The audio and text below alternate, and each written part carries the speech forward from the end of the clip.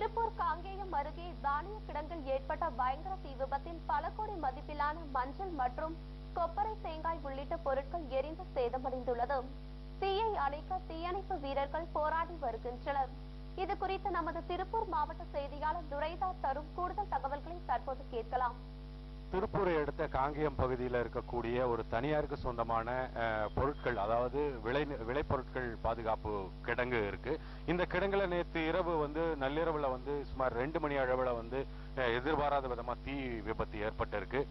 இந்த சூழ்நிலையில தீயணைப்பு துறையினர் தீவிரமா தீயை அணைச்சிட்டு இருக்காங்க.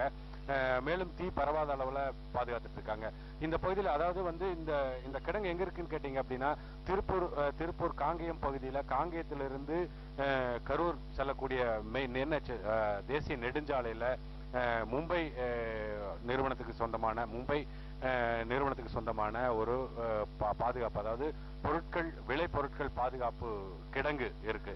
இந்த கிடங்குல பாத்தீங்கன்னா காங்கேயம், வெள்ளக்கோவில், திருப்பூர் உள்ளிட்ட பல்வேறு பகுதிகளில் இருக்கக்கூடிய வியாபாரிகள், விவசாயிகளிடமிருந்து வாங்கக்கூடிய தேங்காயிலிருந்து உடைக்கப்பட்ட பருப்பு மற்றும் மஞ்சள் ஆகிய பொருட்களை பாதுகாத்து வைக்கக்கூடிய ஒரு பாதுகாப்பு கிடங்கு தான் இந்த கிடங்கு. இதுல நேற்று இரவு நடந்த இந்த தீ விபத்துல சுமார் 5 கோடி ரூபாய் அளவுக்கு, அதாவது தேங்காய் பருப்பு 600 டன் அளவுக்கு தேங்காய் பருப்பு இருப்பு வச்சிருந்ததா சொல்றாங்க. மேலும் மஞ்சள் பாத்தீங்கன்னா 400 டன் அளவுக்கு இருப்பு வச்சிருந்ததா சொல்றாங்க. இது முற்றிலுமே பாத்தீங்கன்னா எல்லாருமே அதாவது அங்க இருக்கக்கூடிய வியாபாரிகள், விவசாயிகிட்ட இருந்து வாங்கி தங்களுக்கு விலை வரும் வரை பாதுகாத்து வைக்கக்கூடிய பாதுகாப்பு கிடங்கு, வேர் ஹவுஸ் அப்படின்னு சொல்லுவோம். இந்த கிடங்குல பாத்தீங்கன்னா நேற்று ஏற்பட்ட விபத்துல இந்த பயங்கரமான விபத்து எந்த காரணத்தினால ஏற்பட்டது அப்படிங்கிற ஒரு இது இதுவரைக்கும் தெரியல.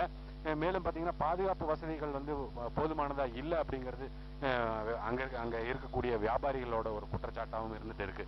மேலும் பாத்தீங்கன்னா இந்த விளைபொருட்கள் பாதுகாப்பு, அதாவது வியாபாரிகள் பாதுகாத்து வைத்திருக்கக்கூடிய இந்த சூழ்நிலையில சுமார் 5 கோடியிலிருந்து 7 கோடி ரூபாய் அளவுக்கான இந்த பொருள் சேதம் ஏற்பட்டிருக்கும் அப்படின்னு சொல்லி கருத்து கணிப்பு இருக்கு. மேலும் பாத்தீங்கன்னா இங்க இந்த தீ விபத்தினால எந்த விதமான உயிர் இழப்பும் ஏற்படவில்லை என்பது ஒரு சந்தோஷமான விஷயமா இருக்கு. சிறிய இடைவெளிக்கு பிறகு மேலும் பல செய்திகளை காணலாம். தொடர்ந்து இணைந்திருக்க நமது கேப்டன் தொலைக்காட்சியுடன்.